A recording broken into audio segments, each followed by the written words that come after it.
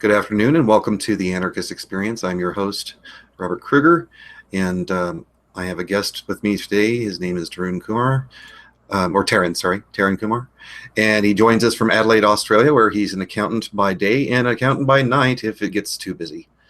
In any case, we're going to go through a variety of different topics as we discuss anarcho-capitalism, anarcho-communism, and the differences between them. And to get things started, Taryn asked about what it is that causes, or the phenomenon that occurs between anarcho-capitalists and anarcho-communists, where we'll start talking about a various point, whatever the point happens to be, and we'll focus in on it so intently that we don't hear the other perspective and that we are unable to visualize through the eyes of the other what it is that they're saying and to even possibly comprehend what they're saying. Is that basically what you wanted to discuss on the first point?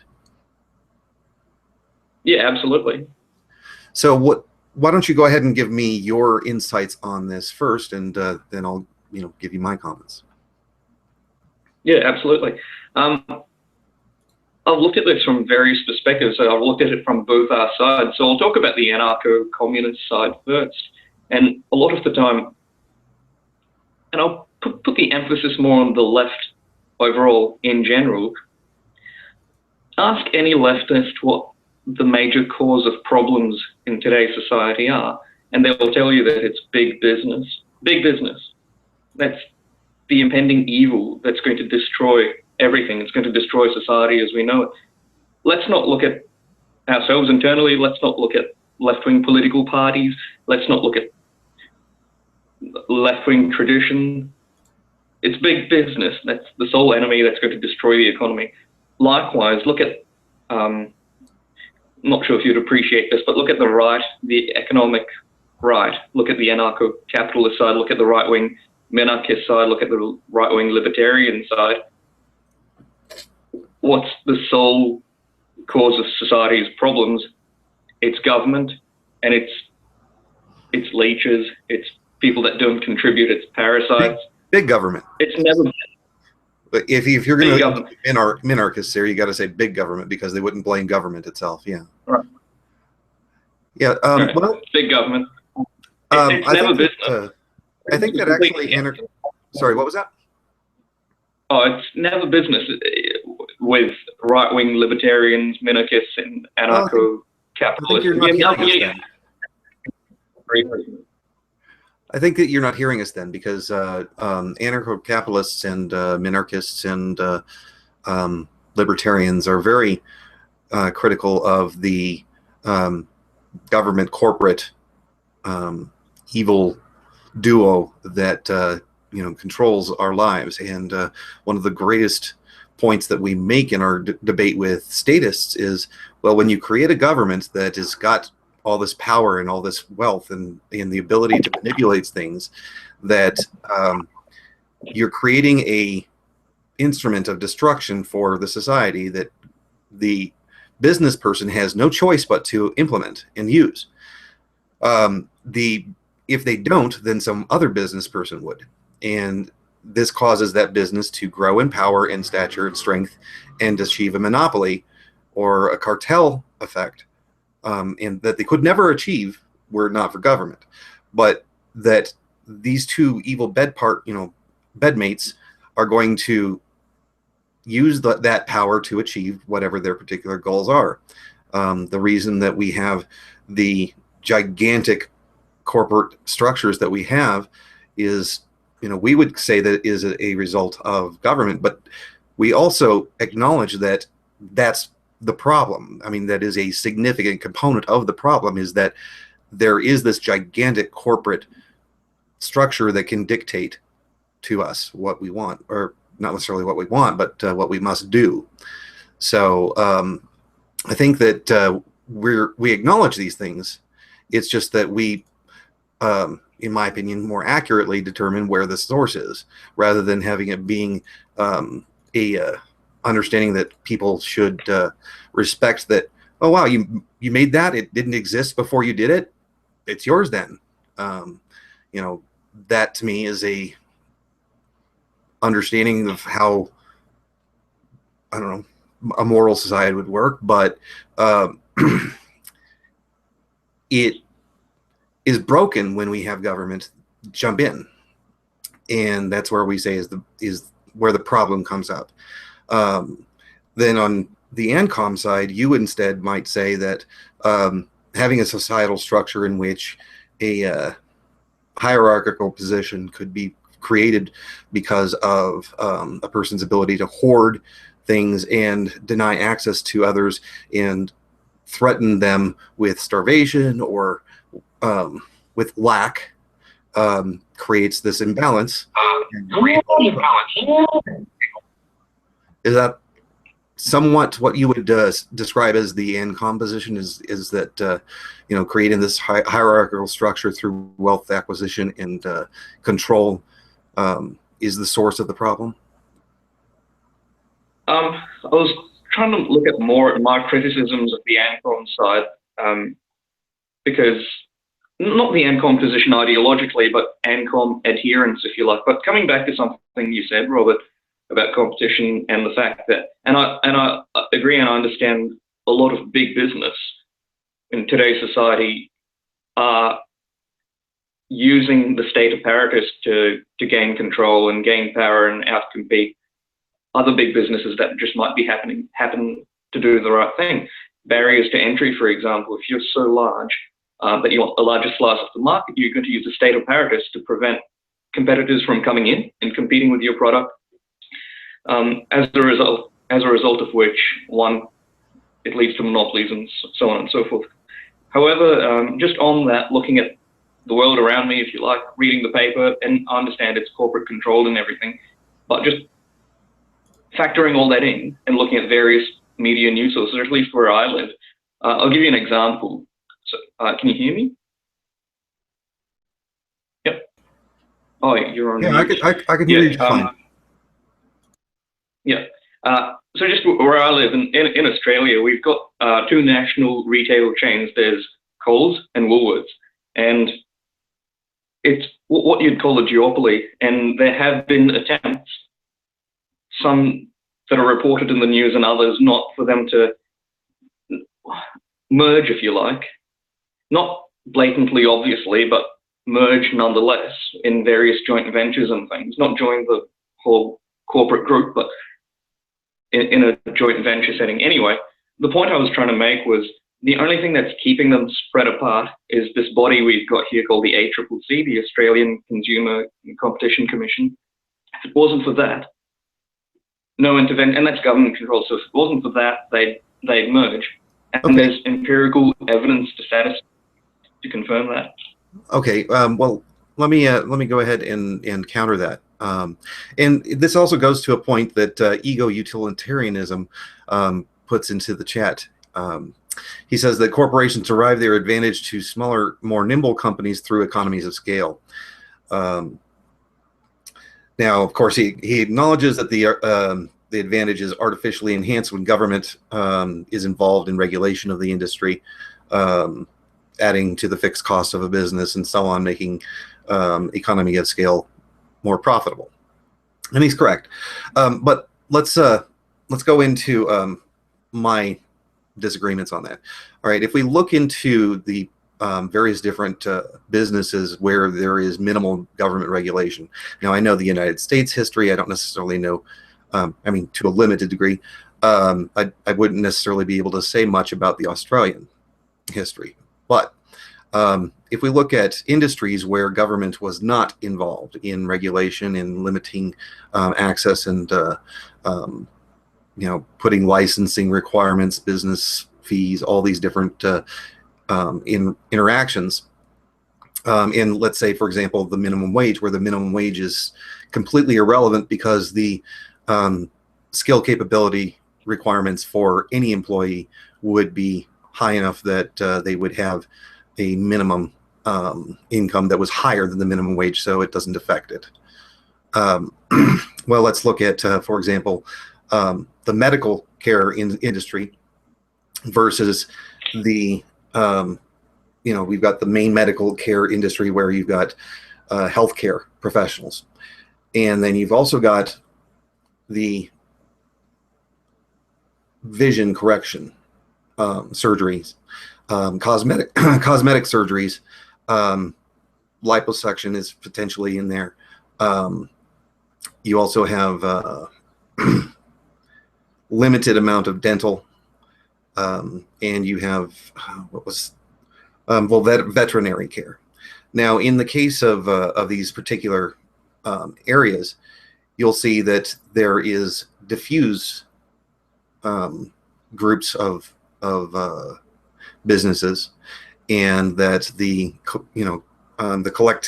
collection of these businesses into large, gigantic businesses occurs more so, and actually very much so, in the industries where government gets involved and puts in regulations like this. But there's a lot of small companies in the other ones where the government does not get involved. If you look at the history of, let's say, for example, the automotive industry in the United States, the number of automotive companies that were producing cars, making profit, and innovating in different technologies and providing, a wide assortment of cars for people to choose from. Great competition, large number of competitors. Then government started getting involved in the regulation of various different, parts of the process of making cars. And the business of car manufacturer, after having had all these different legislations being proposed, then had the business person who was a automobile manufacturer such as Ford, realizing, wow, if I don't take action now, if I don't jump in there and get on the case of these people that are in politics and bribe them or somehow incentivize them to give me special benefits, or to give something that I have already taken care of leverage, then my competitors can take market share. And if I do that, though, I can take market share, and I will increase my profits, and I will increase my growth. And so then, lo and behold, after not much longer after the government started getting involved with it, you saw that the automotive industry was taken over by a very small group of different car companies, where you had, Ford and Chrysler and Oldsmobile and so on. And these different companies, sliced up the pie, so to speak. And they were large enough that they couldn't be put under by their competitors, through the government force, because they had enough lobbyists that they could pay. So in the case of a unregulated free market, we then have other questions that pop up. But as far as the size of the industry, it is very clear that when you create government capture, when you have governments actually telling businesses how they must run, the barrier to entry is extraordinarily high in comparison to what it normally would be. The amount of manipulation by powerful businesses can change the dynamics so that it's always in their favor and eliminate competition. We can definitely document that's the case. So that would be the first point. Yep, first point. I've got that. However, just a few questions on that. Okay. So when you using the example of the auto industry and government intervention occurred, so we've established that government intervention occurred at some point in time. But the question I have is just taking that a step further. I sort of know what I'm getting at, but I'll just frame all this in the form of a question. One quick question. Just taking a step back. One quick question from the chat here. Yeah. Still laughing at Anarcho-Capitalism says an Ancap Ancom debate when you're both Ancaps. You're not an Ancap, are you? No. And you would be a self-described what? It's a bit complicated. Somewhere between socialist and Ancom. I can't really think of an adequate label, but yeah, a leftist of sorts. Awesome, thanks. All right. So regarding the car industry, the automotive industry, why did government intervene in the first place? Was everything going swimmingly is my first question. Or did government just willy-nilly decide to get in and start controlling things? Second part of that, who controlled the government? Was it some mysterious entity, or was it something else that was pulling government strings at the time? Well, there's a variety of claims as to the reasons behind it. The biggest one being that there were groups that were attempting to prevent the free market from achieving prices when it comes to labor.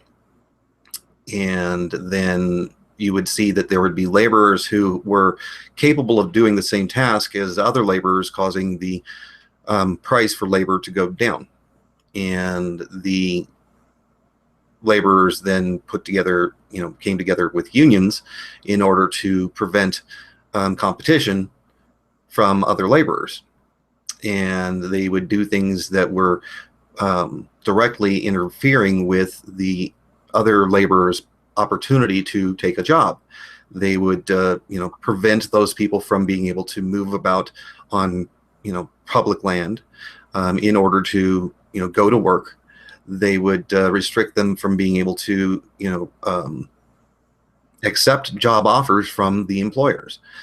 And this intervention then caused the employer to act in part on behalf of the laborers who wanted to come work. And then you got into this squabble and back and forth fighting, and people pointing guns and throwing rocks and all that violence. So labor unions, together with the businesses, started causing problems, and this was occurring in a variety of different sectors. Additionally, we had a change in legislation that was occurring as a result of what were called nuisance suits.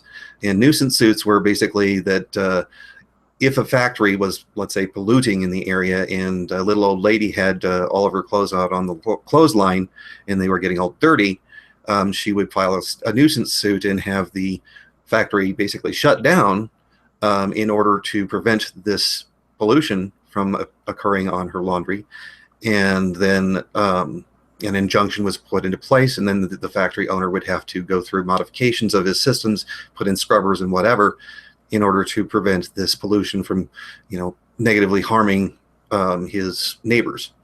Now, these businesses, after having nuisance suits coming at them, would then go to the government and say, well, this is just not going to work very well for us. This is causing major problems. Why don't you go ahead and solve that for us and to hook us up?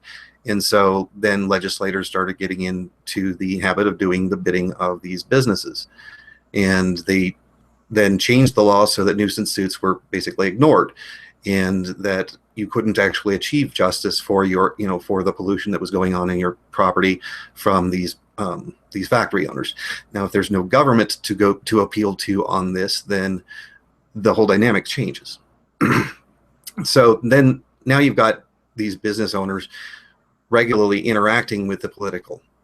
When they're regularly interacting with the political, ideas start to propagate. You start to think, well, hey, maybe I can come up with a way to increase my market share by pulling some strings that I've already established. And so at that point, since the politicians are already getting involved in this commerce, and the twisting of the words that were printed for the rules of being a government in the United States, with the Constitution and so on, kind of took back seat. You didn't have to pass a constitutional amendment in order to start regulating these industries in the way that they were.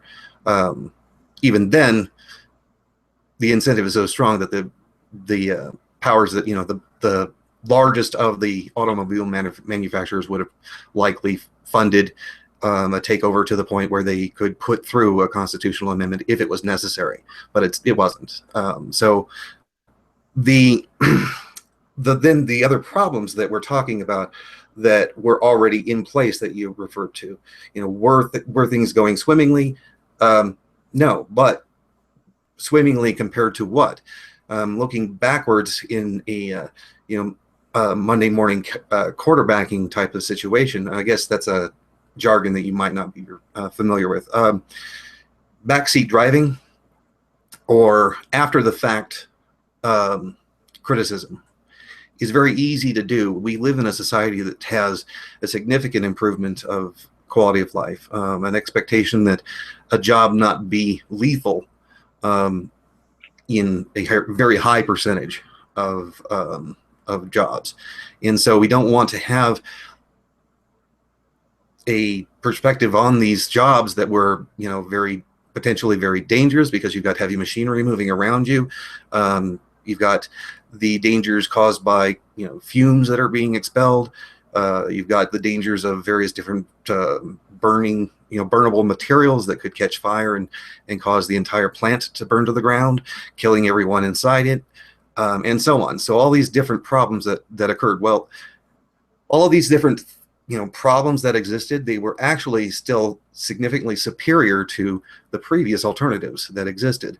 Now, this was in part exacerbated by things like the Enclosure Acts in England, for example, where instead of actually having the people who homesteaded the land take ownership of it, it was bequeathed to a select group. And so, a lot of this goes back even further. But at this point, what we can do is we can basically evaluate what was the danger to a person who was working on their own to provide for his or her family as a fisherman, or as a rancher, or as a farmer. What was the expected life, average life expectancy for these people who lived in these somewhat primitive methods of production. And we can see that even though we had all these potential hardships and deaths and horrible working conditions in factories and so on, that life expectancy actually increased. It's because it was worse in the alternatives.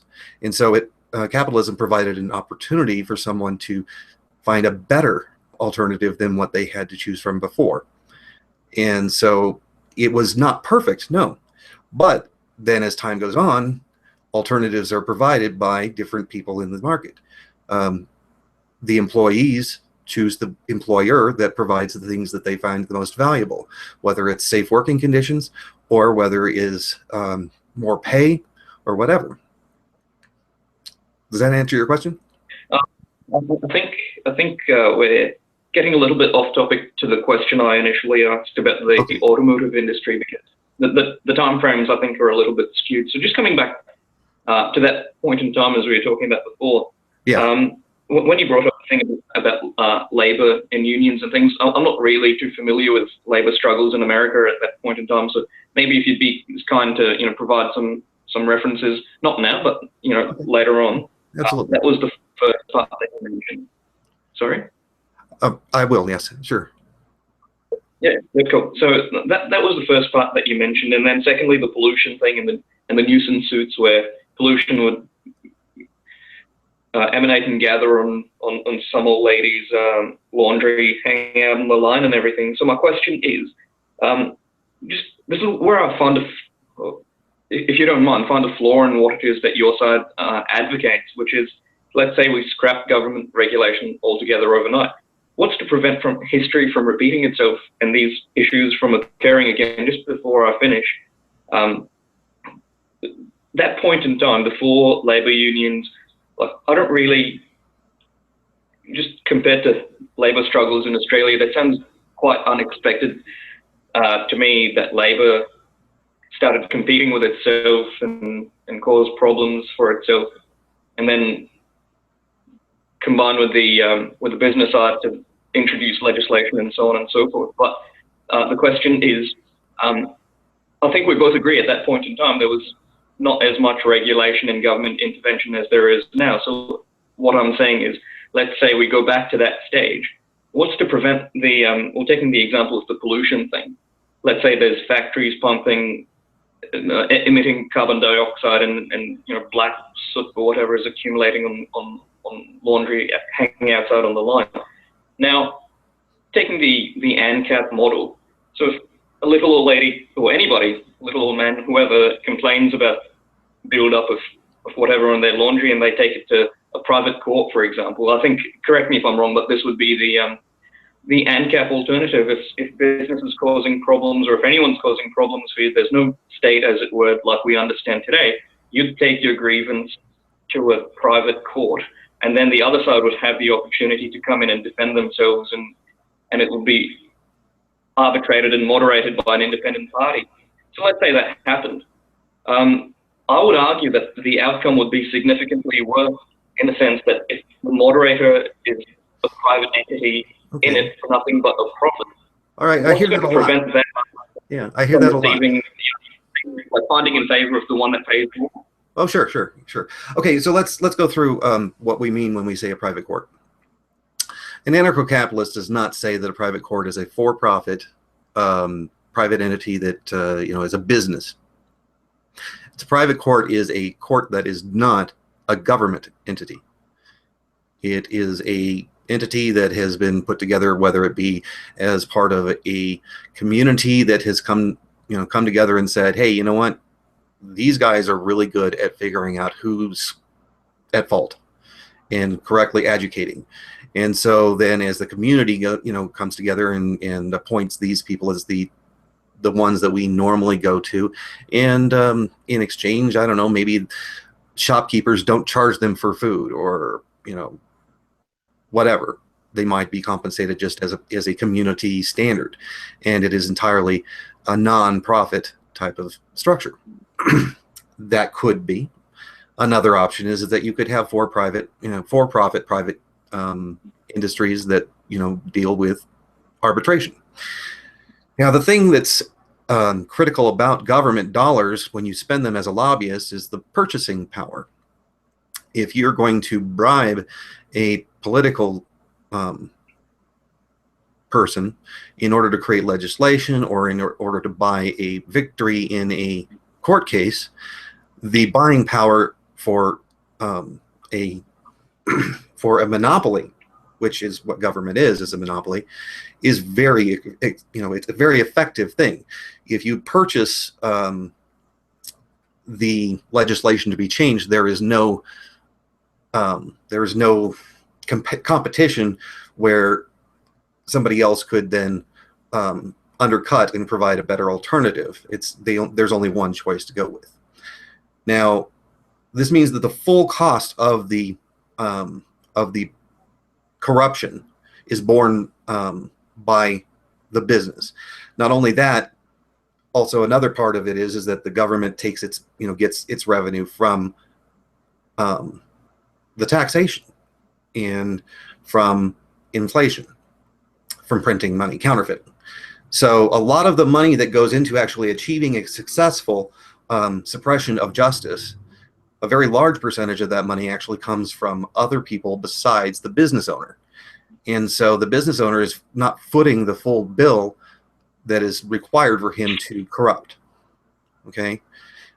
Now, the fact is that corruption and evil people buying evil acts is something that can occur in any system, whether it's even anarcho-communism, whether, in the anarcho-communist society, it may be, well, I'm friends with these really attractive people over here, and we've got some really handsome dudes here, and we've got some really amazing looking chicks here, and you know what? They're willing to have a good time with you if you go ahead and influence the people that you have in your circle to come along with the way I'm thinking. All right. And so the influence of the elite, which counter to what anarcho-communists would typically say, would occur in an anarcho-communist society. Every society has people who are movers and shakers.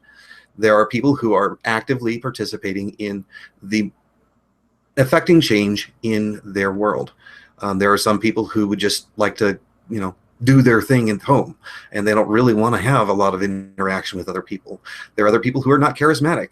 The nature of the beast is that people influence each other.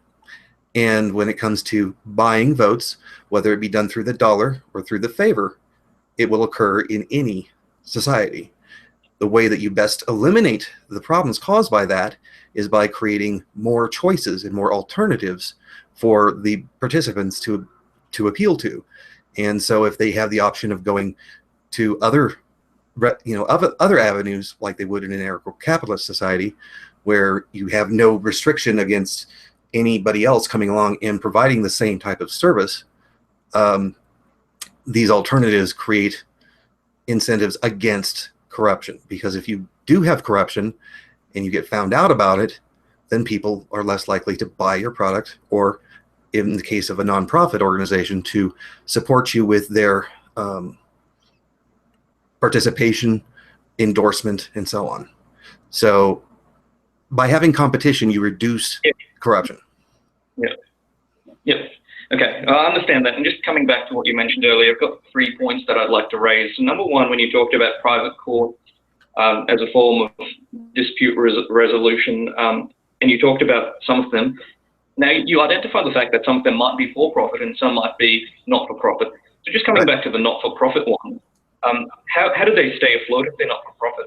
And I can understand let me just finish my questions. So I can understand that there'll be community funding of sorts, and you gave the example of a shopkeeper not charging for food, for example. That's just one. I take it out of several dozen possible ways they could be community funded. Therefore, when they receive favours of this nature from certain parts of society, what's going to stop them from funding more in favour of those individuals and groups versus the ones that don't provide them with favours? So that's my first point. The second point, without being rude, and if you'll pardon my French, everything you said about Ancom was bullshit. And I can completely see where you're coming from, that it's all quite possible and it's all, open to abuse. But on the left, we have this thing which is called the revolution, and that's there's only one person from the right that I've been able to have a deep conversation with this, and on the debate group, and I feel that the reason for that is because a lot of Ancaps don't really look at the way in which an anarcho-communist society is going to come about. Like, I don't think we advocate just getting rid of government and advocating one party taking over government and running society. I didn't say you did. Body. That's not what we. Sorry, that would be something that the Bolshevik vanguard would have advocated. We are completely opposed to that. Coming from the. Say that you did. That was the point I was going to make. But like, if you, Robert, wouldn't mind answering the first question first, and then come back to the Okay, so the first question basically is, even then, if you have the nonprofits, how is it that the corruption thing doesn't occur? Well, there are a variety of different methodologies that you can fund something, and the variety of different methodologies might be that as a societal norm, we take a certain percentage of, everybody in the society takes a certain percentage of their resources and allocates it towards a specific goal to achieve justice. Now, there might be other alternatives as far as preventing the corruption issue, like you would have to have insurance policies or an escrow account where you have a certain amount of money that goes into insuring against corruption and its activities. And if it's found out and proven that you have corruption, then those funds could be distributed in some fashion. And so as an incentive to prevent corruption from doing something, doing what it would do, that would work. But there's a variety of different methods that could be tried, in whichever several actually achieve the goal of reducing corruption most effectively. Well, people don't like corruption, and as consumers, we're not going to want to have corruption as being the business that we go into. Not only that, corruption's expensive.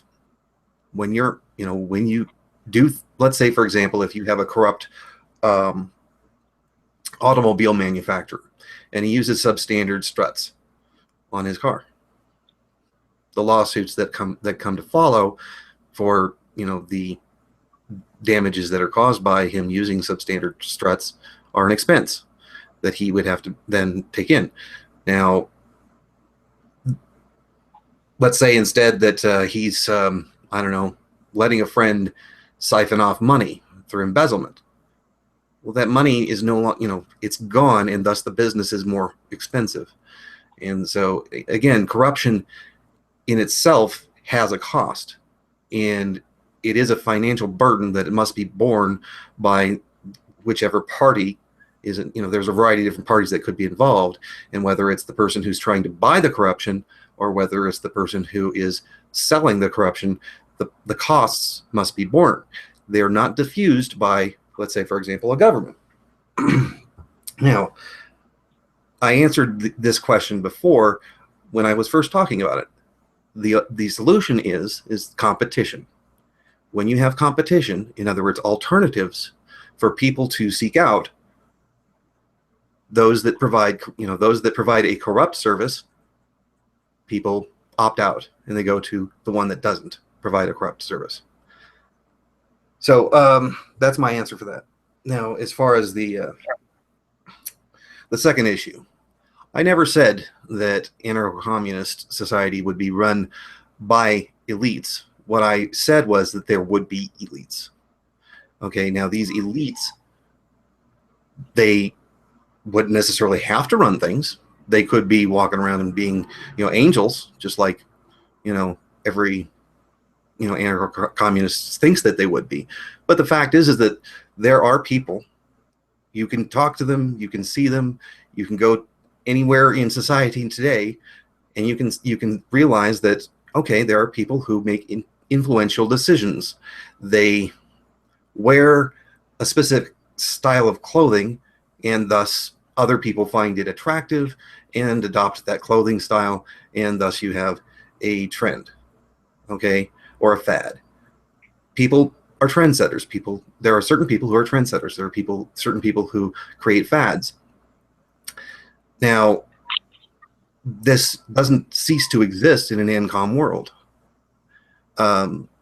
When you have people who are trendsetters, who are people whose voices are heard more loudly than people who are just the normal everyday Joe that are out there, these people are going to help shape what happens in the society. And those people can be bought. Now, you may not say, they don't have a ruling authority or some sort of respect from the society that is already like identified as being, this is the group that runs our society. I'm not saying that. But they do, in effect, actually run the society. All right. So there's a few things here, Robert. 3 points I'd like to make. Sure. So number one, it's just incredibly interesting that you'd say, when we watch this video, just maybe you can tell me now if I'm misquoting you, but I don't really believe I am. But at one point, and this would be 5 minutes ago, you said, when we were talking about arbitration in the private courts and that, you said, to prevent corruption, everybody takes, and I'm trying to quote you as directly as I can, everybody takes resources, and we're talking about in an Ancap world, everybody takes resources and allocates their resources towards a common goal. That's basically our position, and I'm sure that'll come as no surprise to yourself and the adherent to the Ancap traditions. I'll ask a question about what you meant when you said that. Then you said if corruption funds are distributed, if there's corruption, you mentioned the fact that society or the community as a whole would redistribute those funds. So just relate to the first question I asked. What did you mean by that? You're going to have to repeat that. I got a little bit of background noise there. Could you repeat that? Yeah, sure thing. So first we said, in an Ancap society, to prevent or minimize corruption with the private courts, for-profit, not-for-profit, etc., and to minimize abuse of power, you talked about this thing where you said everybody takes resources and allocates them towards the common goal. The second point. Is that correct? Did you say that? Yeah, the second point, though. Second point. Yeah, and then you also mentioned the fact that if corruption did exist, the community would seize funds and redistribute them in some fashion. So the question I had was, what was meant by that? Coming back to when you talked about corruption, and yes, it's true that you addressed the thing about giving people more choices, and competition reduces corruption and so on and so forth. However, what I can prove, and again, something else I find like a huge problem with capitalism, is corruption a lot of the time is supported. Now, normally I'd say that you can disagree with me on this and that because it's subjective and open to interpretation, but corruption is in fact supported in capitalism, not voluntarily. You support corruption, I support corruption, and I'll tell you why. When businesses compete, what's competition about? Keeping your costs as low as possible, right? And you talked about the auto industry and keeping low quality struts, and that happens. A competitor will come in and make better quality struts, and the issue will resolve itself. For a second. However, you said when companies compete, they want to lower profits, lower costs, and then. Yep, they want to lower costs, and I completely understood where you were coming from, where if they lower costs to the extent that the product becomes harmful or inferior in some way, and there's competition freely available, new competitors will come in and compete and offer a better product, and they might compete on price, and these issues will resolve themselves in the ordinary course of business. However, what if, and this is not even a hypothetical because I can prove with numerous examples how it happens in real life. Products are sourced in the third world, are sourced in low-income countries, in China and India, and so on and so forth. And in developed countries like where you live and where I live, we support sweatshop labor, and we support unsafe working conditions, and we support all these things without knowing it. Why? Because when businesses keep those costs down, they're able to reduce their price as well and sell it to us at a lower price. And do we like lower prices? Of course we do. As consumers, we're happy to pay those low prices. What's the source of those low prices? Low costs. But what's the source of low costs? Paying laborers low wages and letting them work in unsafe working conditions. And when this happened in the West, it was legislation that solved this. It wasn't the altruism of big business that resolved these issues. That's my second point. So okay, I'd like to address the 2 points. Coming back to my third point. Can you make the third point? I'm going to lose track of all the points. I mean, we can have a back and forth, and actually I'm going to ask if you can just make a point, and then I'll respond to it, and then I'll try to keep my responses shorter. You try to keep your questions shorter so that we can have a little more back and forth and clarification of things that are being done. All right, so in the case of the first one, in fact, I don't even remember what the first one was because the second one was so agitated. In an Ancap society. Oh, what did I mean? Yeah, the question about what I meant. All right. Now, let me be clear about what I think is happens with Ancoms and Ancaps. Is that a lot of perspective on Ancap is that it denies the fundamental things that might work from an Ancom society. Ancom, in my opinion, is actually a subset of Ancap. That there are times where a business style might best be served to be essentially a familial type of relationship where everyone is part of the family, equal in all each other's eyes, and so on, as far as how we would proceed in implementing whatever that particular structure of business it is, whether it's a business or I don't know, let's say, for example, Ancap's view on language. Language is not for profit. Anybody can make up a word. The word can be brought into the lexicon based upon people's usage of it, and it's an opt-in and opt-out type of system. It's a perfectly Ancom type of thing. Language is. There's no business involved in it, and everyone profits, whether it be spiritually or emotionally or whatever, maybe in a sense of aesthetics, from having these new words brought into the lexicon and being used by people to make their language more entertaining, more accurate, and whatever. So when it comes to a system of justice, a Ancom style justice system of arbitration is entirely within the Ancap society choices, and if we find that we would prefer to have justice being done through a system that was very much an Ancom type system, great. Let the consumer decide, so to speak. And so it's just one of many alternatives that would be available to choose from. And I think that realistically, my prediction would be that it would be inefficient in comparison with a for-profit model. And the for-profit model would actually reduce corruption more so than the Ancom model. But it's just a guess. We're talking about hypotheticals that are so far in the future. As one of our commenters in the chat said, you might as well ask a question like, how would you stop jet planes from causing pollution? We don't know the methodology, right? So then to the second point. The second point, again, is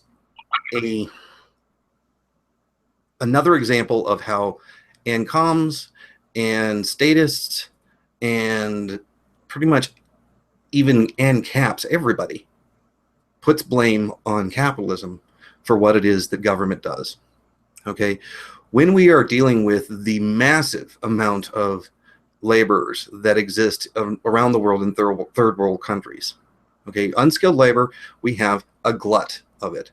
Tons and just insane numbers of people who have no skills that are of significant increase in their productivity. Why do we have that? Because of business regulations and limitations upon where businesses can start. Because of limitations on intellectual property law that prevents the J phone and the K phone and the L phone from coming out to compete with the iPhone and offer people who are in these countries jobs. If you have more entrepreneurs and more businesses seeking laborers who are out in the marketplace, you've got a static number of laborers. Now, it's not really static per se. I mean, you've got an increasing population, but as a general concept, this number does not, it doesn't just fluctuate drastically.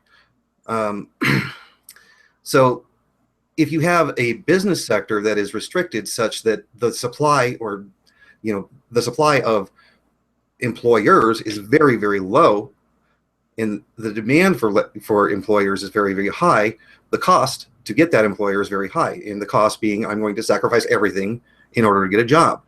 Or from the other side, if you looked at it in, the reverse of the relationship, the supply of unskilled laborers is insanely large compared to the demand for them.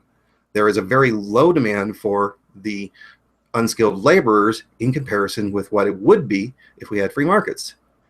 Okay, so this has prevented the free market from actually achieving what it would have done, which is to create a plentiful selection of jobs for people to choose from and to soak up all those amazingly talented people who have not had the opportunity to have their job skills improved, to have those opportunities to work in places that have air conditioning and so on.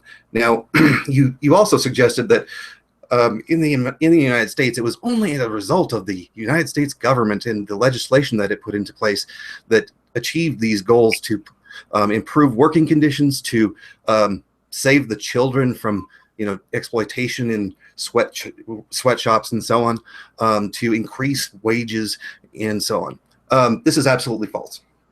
Historically, if you look into it, the fact is that the wages for employees were going up, regardless of the minimum wage. Wages were continuing to rise, and this is all the while, simultaneously, while we were having an influx of immigration that was huge. We had lots and lots and lots of unskilled laborers coming to the United States and jumping in, and we're still absorbing them. We were absorbing them just fine, and wages were still rising. There's a reason why people were able to actually go ahead and say, you know what, John, you don't have to go to work. You can actually go to school. It wasn't government that made that happen. This was happening before the government passed legislation in order for those, for child labor laws to be passed. Child labor laws were passed after children were already not going to work. There were still some, but it was already going away. All right. the buying power for a person who was working a 10-hour day, or let's say even a 12-hour day, their buying power was growing by leaps and bounds. And thus they were able to say to their wife, you no longer have to go out into the field. You no longer have to milk the cow, and so on. So wages were rising. Children were no longer needing to go to work. And then also when it came to working conditions were drastically improving as well before OSHA. Before the first acts, before OSHA, jumped in and got involved in the regulation of working conditions. So, yes, they had crappy working conditions to start, but it only takes time for competition to say, "Wow, you know what? This is something that my employees want, and I don't keep the good employees if I don't do it." So you're mistaken. Coming back to so many flaws, if you don't mind me saying. Okay, you're breaking up again. You're going to have to start over. You're breaking up again. Like I was saying earlier, I just found so many. Can you hear me clearly? It's kind of breaking up in and out. Just go ahead and start again. Yeah, is it better now? Yes, it is. Okay, great. I just find a lot of flaws, a lot of things that you just said. I've watched documentaries on all this stuff, and it just completely conflicts with history that I've read, and I'll tell you why. There is that point that I do want to talk about the glut of unskilled workers, and I need to go in 5 minutes, like I've said to you before I came on the show. I've only got a limited amount of time. I can only spend time for an hour. It's been a great chat, but I just want to cover off on these 2 points first, and then come back to the unskilled, becoming skilled, and all that sort of thing. So when you talk about working conditions were so great, and I assume you're talking about the turn of the 19th to the 20th century in America, and you said legislation was brought in, and you gave the impression that wages were going up and immigrant labor was coming in. And again, by that logic, it seems like you were arguing that things were going really well for labor. But then my question to you, Robert, is why did anarchists like Emma Goldman, Alexander Berkman, why did they just decide to, ask for higher wages? Why did they ask for holiday leave? Why did they ask for reduced hours? Why did they ask for safer working conditions and all that? Like, were they just being greedy? Is my question. What prompted them to act in that way? Everything was going so well. That's my question. Well, of course, everybody. Sorry, well, that's you want to. We're going to have back and forth real quick, and I'll give you the final word in just a moment. All right. Of course, they were being greedy. Everybody's greedy. We're all greedy for something. We're greedy for knowledge. We want to. Everybody would like to be smarter. Everybody would like to be more. Likable. We all seek to improve our existence, and that is greed, so to speak. Now, obviously, when we say greed, we're talking about an excess, an overindulgence. But this was a perfect part of what capitalism is. Capitalism isn't assuming that the employer is going to do the best thing that he possibly can do for the employee just out of the goodness of his heart. It's a direct result of the engagement that occurs back and forth between the employer and the employee. The employee can go to the employer and say, hey, you know what? You're doing some cool things for me as far as making sure that we've got sales contracts with the people that we're trying to sell our products to, and I'm making sufficient wages. I'm happy enough where I'm at, and everything is good. Except this bathroom is horrible. I can't stand it. If you don't do something about it, I'm going to have to go out and start my own business with some capital investors that are out there, and we're going to take the market share from you. Or the employee might say, you know what, this guy over here has got the same business model that you have. He's doing the same thing. He's going to give me the same benefits. Plus, he's going to have clean bathrooms. So you got to get the bathrooms cleaned or I'm moving. And this isn't a horrible thing to occur. This is a natural part of people making a compromise, people negotiating with each other in order to find where they're both achieving some level of desirability. It's the way that people interact with each other when they've got, one person has something that they want that the other person has. You've got that thing, I want it. Okay, I've got this thing, you want it. Let's negotiate how it's going to happen. And then we come to an agreement as to how it's going to happen. Now, when the advent of capitalism, when it was first getting started, we had huge interferences with the market as to how it would normally function by things like the Enclosure Acts in England, where the government basically said, hey, you guys, you're all instantaneously superior in having huge amounts of wealth and power and position, and you're able to manipulate the whole system and cause people to, kowtow and brown nose and do everything that you might want. Yeah, sure, you're going to have some problems that are going to occur there. And the free market actually will work those things out eventually. It takes a long time. But if you got a government constantly propping up those bullshit starting points, it's never going to be what the market would produce. So, yeah, I get your point that, there were actors who jumped in and said, hey, we're going to demand for an 8-hour work week. I mean, 40-hour work week and an 8-hour day. Okay, well, before they even did that, the market was already lowering the amount of time that people were required to work by their employers. So, I mean, yes, they were getting there. That's exactly my point. Well, I don't know, like, they resort to violence and sex and some of them even murder, and I don't really think humans are inherently that evil and greedy like I said with Emma Goldman and Alexander Burton. I think that's completely off the point. They weren't doing it because they Pause for a moment, and then you were saying that they weren't so evil as to do whatever, but you were starting to break off again there, so please continue.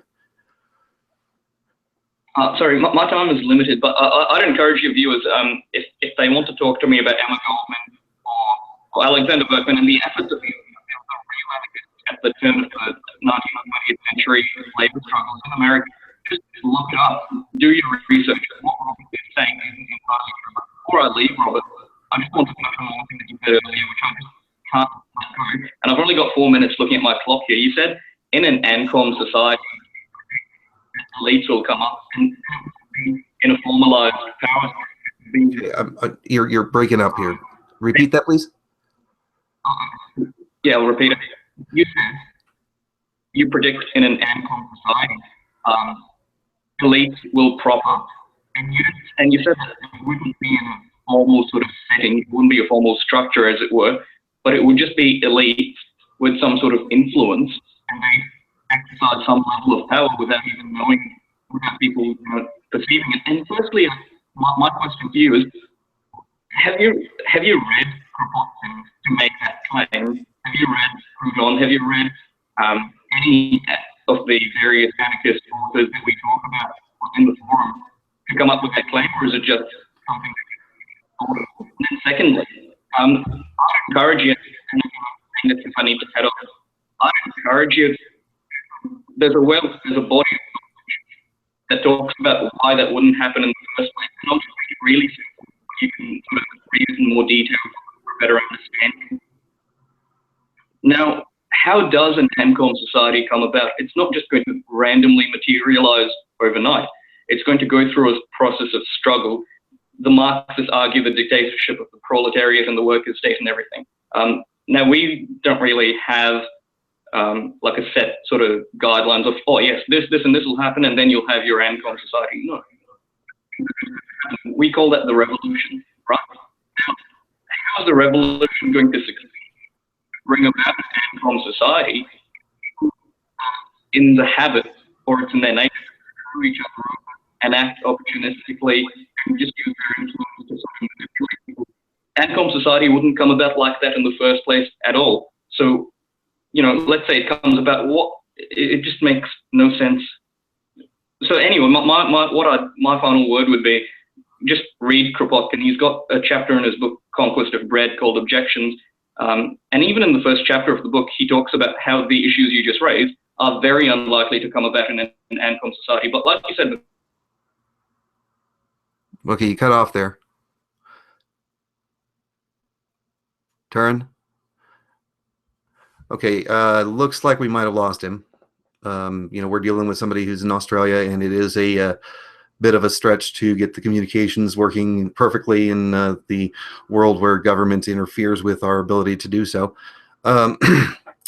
So unfortunately, I think I've lost him. And Anyway, I'll ask Taryn to get me some information about the Kropotkin thing. My particular focus on studies so far has just been to study Engels and Marx, and Kropotkin is something that I'll certainly check into. I'll definitely ask him to bring that to me so that I can bring it up in future discussions. All right, so Taryn has to go. Robert, I didn't hear the last part that you said, but I'm sure we'll catch up again on the forum and Yeah, and thank you again. And unfortunately, Taryn doesn't currently have any sites that he's working on, but as far as I understand it, he's going to be starting up some, whether it be video or a blog or something of those lines. He's definitely going to be getting himself out there and making commentary on the politics or lack of politics in government that we would have, right? So, thank you very much for coming on to the show. At this point, I'm going to go ahead and continue on for the additional half hour that I've got. And I will take questions and discussions from the chat that I see here on the side. Obviously, there is a time delay. So I'm going to ask that you please be patient if I don't respond to your questions. We can't really have a back and forth and so on. And I'm going to scroll back up into some of the comments that we had previously during my conversation with Taryn. So, I'd just like to thank you for the opportunity and for inviting me on your show. Appreciate it very much, and thank you for allowing me to come on your show. Absolutely. Well, thank you for joining me. Great. Thanks. See ya. Bye. Bye-bye. Okay, so let's see here. We're scrolling up, and let's see here. Okay, we're going to go to people who disagree with me first, because I find that that's where we are going to actually achieve some, semblance of improvement in our understanding. Preaching to the choir and having an echo chamber doesn't really do much. So let's see here. Let's see. We're going to come right back up here, and I think let's see, we've got ego utilitarianism just commenting here. We don't want to sacrifice air travel for clean air. The law of diminishing runner. Oh wait, he's probably going to agree with me. I don't think it looks like. All right, let's see. What's this say? Did the Ancom actually make an argument in favor of state legislation? No. Oh, not surprised. Okay.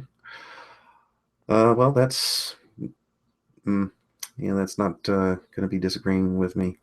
All right. Let's see. He isn't an Ancom, Oliver. He said earlier that he's somewhere between Ancom and socialism. Yes. Let's see. You're still laughing along with you, by the way.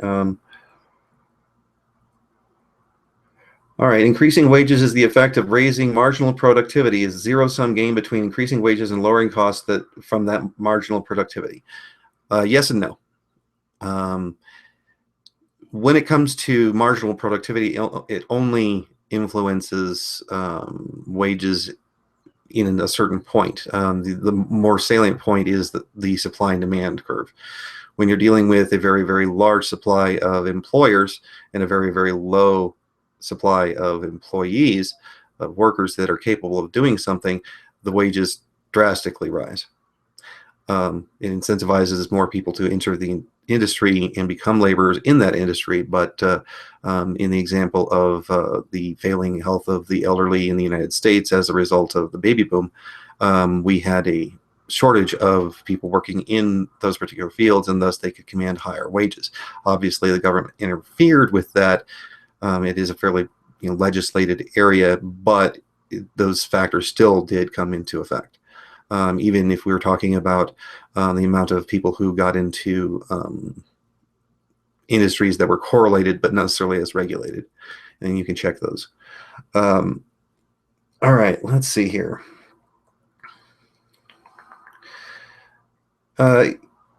Yeah, if your employee increases his productivity by $10 and you give him a $10 raise, are you also going to lower your prices without decreasing your profit? It's all a variety of different choices that you can make, and it's all dependent upon how much pressure there is from the different sectors. When it comes to the employee thing, if you've got a bunch of employees who aren't clamoring for more money, who aren't bitching about their job, saying I'm not getting paid enough, you don't raise their income. Nobody's going to do that. There's no negotiation there. There's no, you're just going to take more trips to Tahiti. Benevolence is not, something that we can assume that the capitalist is going to have. And the same thing is true of the employee. The employee, if he's seeing out his paycheck that he's getting paid erroneously, in very few cases is he actually going to say, you know what, you're paying me for hours that I'm not working, or something like that. Let's see here. Let's see. Personally, I'm an Ancom with leanings more towards collect. Okay, still laughing. And let's see here. Looks like they're going back and forth. And edgy. All right, fine. The only law. Okay. Why do you cling to Ancom? At least Ancol. What's Ancol? Grants individuals personal property, which I assume, do you have mutual? Okay, fine. Bunch of back and forth. And I'm pretty sure that the Ancom had poor audio and video quality, not because of the People's Bureau of webcams, is a bureaucratic nightmare.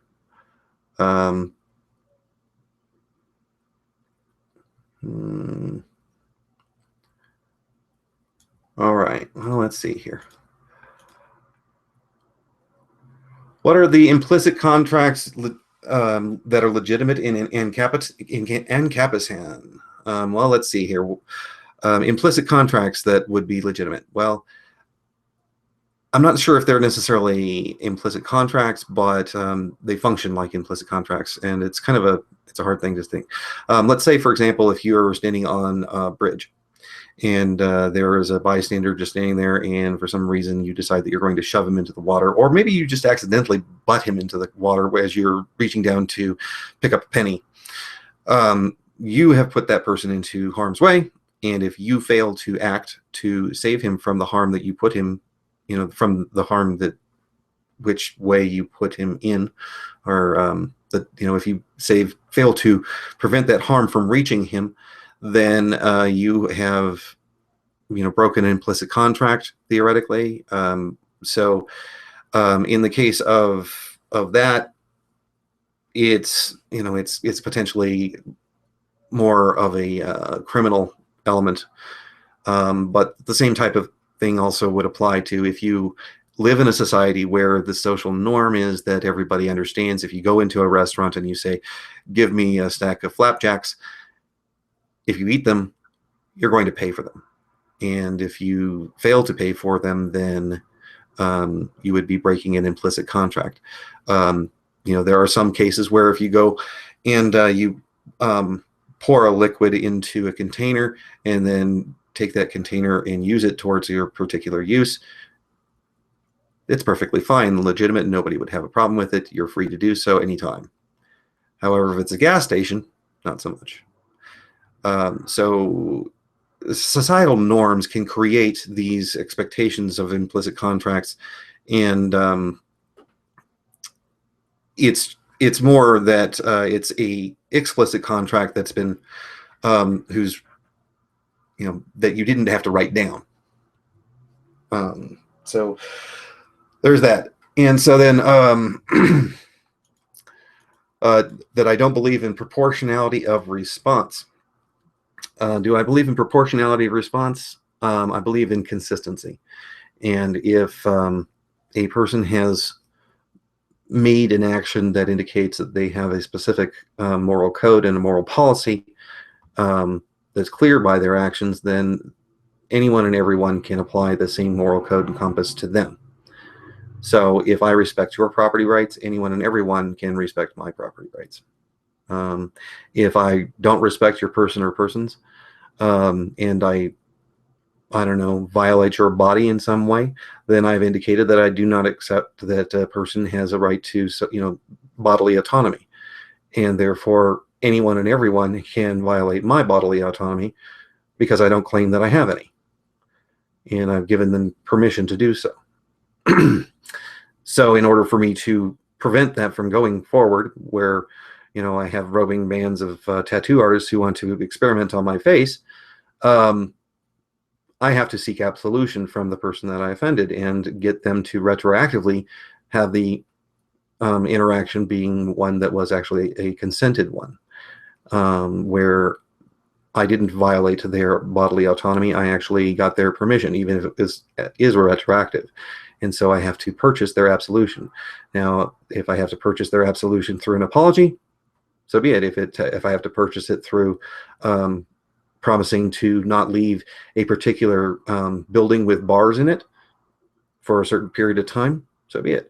Whatever this absolution requires, so be it. Now, this is going to then create a profit and loss system, a price system that would actually incentivize the victim to take a deal when the costs are brought into bear. There are some people who would just say, you know what, screw it, I don't want anything from you. I'm never forgiving you, and you're never going to get forgiven. Okay, well, those people that do so, they lose. They lose an opportunity that they could have had. There are people who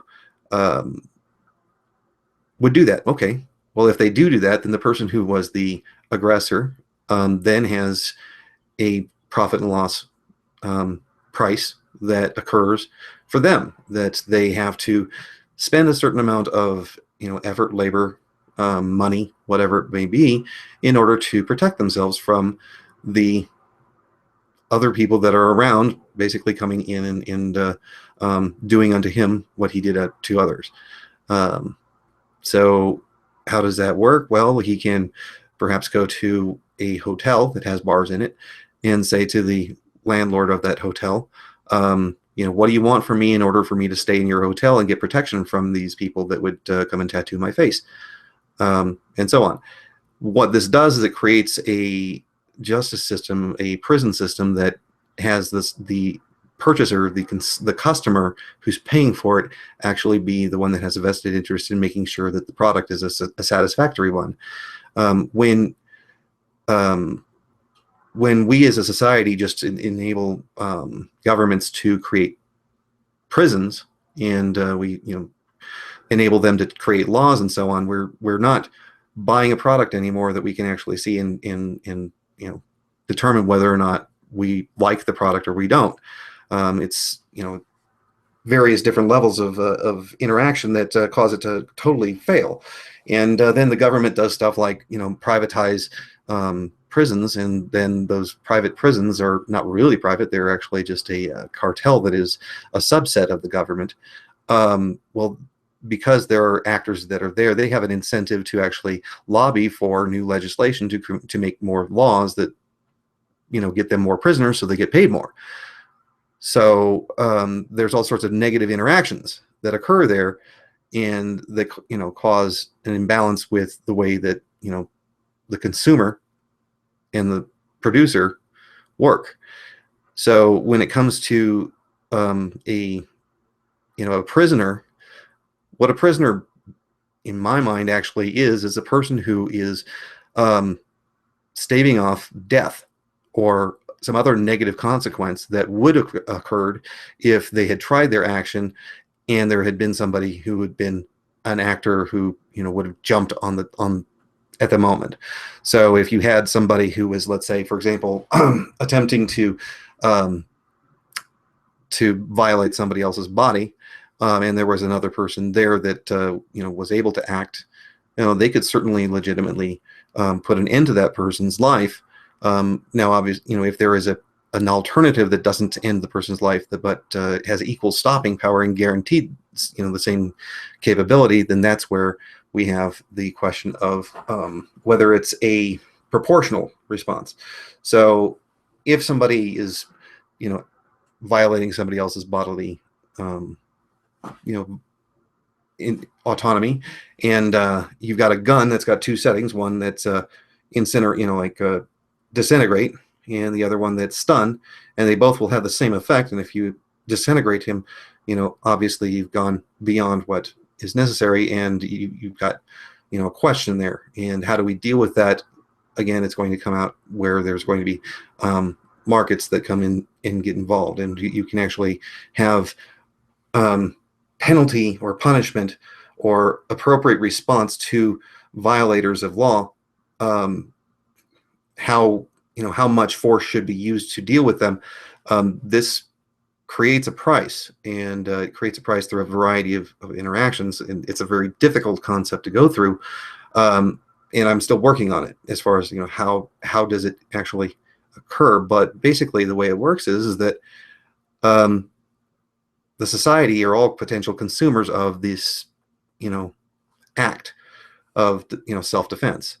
And if the society as consumers finds that they would rather buy self-defense that is non-lethal, and they find that that would be more appropriate, then the market will then shift towards a supply of non-lethal solutions.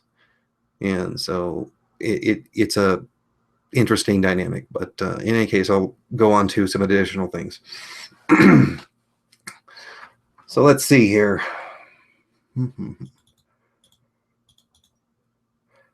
That's property violations, Robert. Okay, these are property disputes. Implicit contracts are status concepts. Implicit contracts are not status concepts.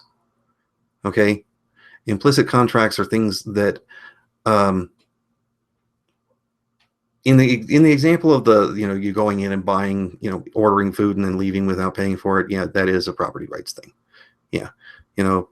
It's very clear you entered into somebody else's property. You're going to abide by the rules that they have. They should probably have them posted, but maybe they don't. Maybe it's a societal norm. But societal norms can create contracts that are written but not written. But in the example of the violation of the other person by bumping them off into the water, that's definitely, it's a breach that has to have a person act. And you've got an implicit contract to act, and if you fail to act, then you have... you know what? Maybe none of these are implicit contracts now that I think about it. Implicit contracts might be a spook or a thing of statism, and instead what we're actually talking about are property rights and criminal law. It's possible. It's just I've always kind of thought of them as being implicit contracts, but you're right. I mean, it is essentially criminal law or property rights. Okay. Maybe think about it. Good point. All right, so let's see here. So rights are just a classification of legitimacy? Well, there's a lot of different perspectives that are on that. My own personal one is that rights are a misnomer. There are a lot of things that we could do as a society, and it's a social norm that we establish. And I advocate for a specific type of social norm, but we could have a variety of other different social norms that create a different dynamic of rights. And I don't know, if we lived as ants do, then the rights of the workers in the ant colony are pretty much non-existent, and the rights of the queen are paramount. And so every single person would be expected and understood to go ahead and sacrifice themselves for the queen. If you live in a society where that is the norm, then the rights are, you have the right to die. Okay. Now, can one deduce through logic and reason and assuming that human beings are equivalent to each other morally? Yeah, you can achieve some semblance of how that would make sense, but then you still have to come up with, what are the decision steps that you take in how you apply these equivalencies. Is, let's say, for example, if we had a society that basically said, if it's physically attached to you, it's yours. If it's not, if you're holding it, it's yours. But as soon as you put it down, it's not yours. It's a perfectly legitimate society. It's perfectly consistent. It's dumb. It would achieve some significant failures when it comes to growth, and has negative incentives. Pardon me. But your rights are what, until the ends of your hands, or whatever it is that you're controlling with your body. Okay, that could exist. It's not a good model, but it still follows a rights model, and it could have a perfectly legitimate norm. Similarly, you could have a society that actually respects that the person owns what he or she creates, whether it be his physical body, the hair that he removes from his head and makes into a wig, and then leaves sitting over there and then comes back to pick it up, the building that he builds upon a plot of land, the machinery that he builds from his own labor, or that he, through legitimate and free trade, trades for and acquires. I believe that people should own the fruits of their labor. That if you just go ahead and say, well, you know what, this thing is a means of production, so you don't get to own it anymore. It's tough. But I made it. Doesn't matter. It's not yours anymore. Seems arbitrary to me. Don't like it. It's really bad. So that's not exactly consistent, but whatever. Anyway, let's see here. Do I believe that the inherent property of a good has nothing to do with its value to a consumer? Well, you'd have to ask the consumer. Sorry. It's a cop-out, right? Well, an inherent property of a product, of a good, absolutely has to do with its value to a consumer. The property of the whatever the object is, that the good that it is that it is tangible. That's probably important. Or that it is wet, if you're a consumer that wishes to have something wettened, then that's important. But realistically, the person determines which criteria are important to him. So if there is one criterion that is not important to him, that is a factor of the good, it's irrelevant. Okay. If the person doesn't care about it, that's fine. So maybe somebody doesn't care how much a loaf of bread weighs, but he cares about the nutritional content of it. Maybe he cares about the taste of it. The physical mass of it is kind of irrelevant to him. Okay. He's not worried about carrying it over the Alps. So be it. Physical properties are fine, but it is actually the person's desire for which physical property that determines the value to him. What's not the Ancom position, huh? If you're gonna say that's not the Ancom position, then you got to tell me what the hell it is that I said that you're talking about. So I mean, we got a time delay here, man. Work with me.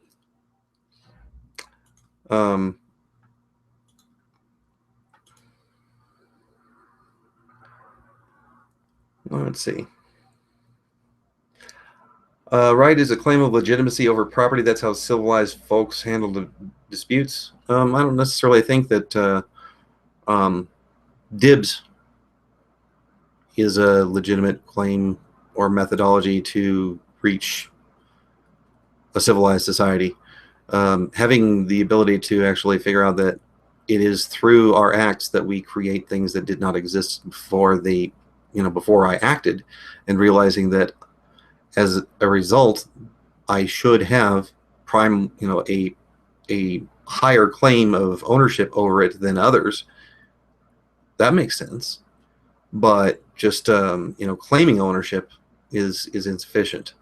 Acknowledging that we live in a time-space thing where matter can only be put towards one purpose when when you've got two differing perspectives on how it's to be used, and one person puts it towards some use, the first person who does it, it's now something new, and it didn't exist before, and now that person has a primacy of claim on it. So yeah, So I'm supposed to scroll up here. Let's see, that's not the Ancom position. Where is it here? If rights are a misnomer, how do you reconcile with the right to property and self-ownership? Right. Okay, so right to property and self-ownership is acknowledgement of a claim of ownership.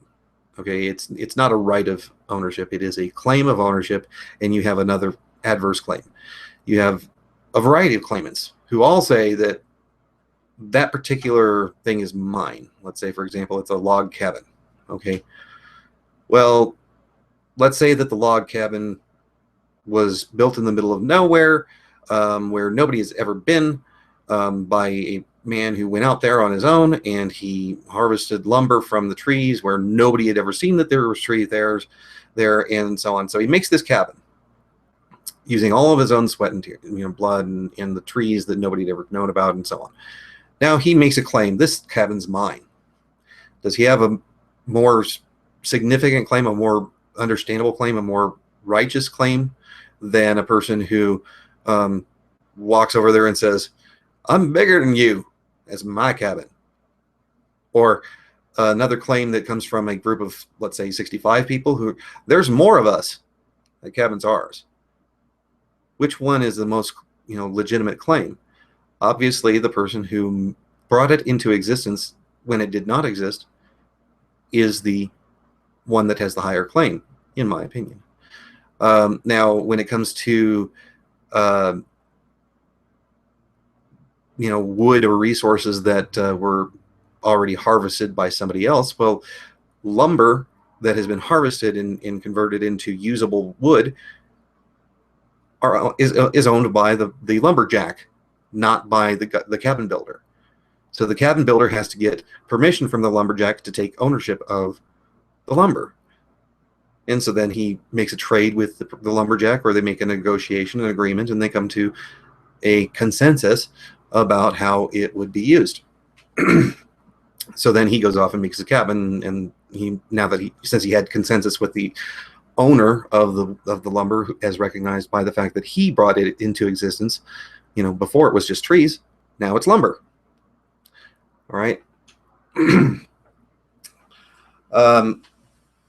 And let's see here. Yeah, homesteading does not take into account the cost of defending property. One of the things that I think is important is that defending property is a critical element of being able to claim ownership over it. But in the society that I would like to see, we would have a societal norm that says, yeah, dude, you just totally took his stuff. That doesn't fly. We're all going to kick your ass. Okay, maybe not necessarily kick their ass, maybe just take their stuff or whatever. But there's a variety of different, methods as to how to, quote, punish this thief. So I think that we hurt our society by not engaging in a shared responsibility to help each other deal with transgressors. And I would think that a society is better off if you've got everyone being a vigilante, so to speak. A heavily armed society is a polite society. So a heavily vigilante-full society is a I'm not going to screw with these people society, where these types of acts become less and less and less. The interest in, their interest in helping you defend your stuff could be done through financing. It could be done through a variety of things. I think that an ethos is being a part of a society might cause that to happen. But in any case, unfortunately, we have reached the end of the show. This has been the Anarchist Experience, and I appreciate everyone that's been commenting on here. And yes, first to homestead doesn't take into consideration who can best utilize the property, and I don't care about the best, I care about right. So, yeah, you know what? It may not be the best pizza, but it was the one that was made by the person who made it, and so I'm happy to eat it if they're going to share. Anyway, this has been the Anarchist Experience. Again, thank you guys for commenting and yeah, I'm trying to take consensus decision making from you as well. That's exactly right. I'm still laughing at anarcho-communism because it is a subset of anarcho-capitalism. We use everything that you do, plus we have the added benefit of doing everything better through capitalism. Anyway, peace out. Thanks for joining me on the Anarchist Experience. This is your host, Robert Kruger. Come next time. I am planning on doing another show next Sunday, 2:30 p.m. my time or 4:30 p.m. Eastern Standard Time. Take care.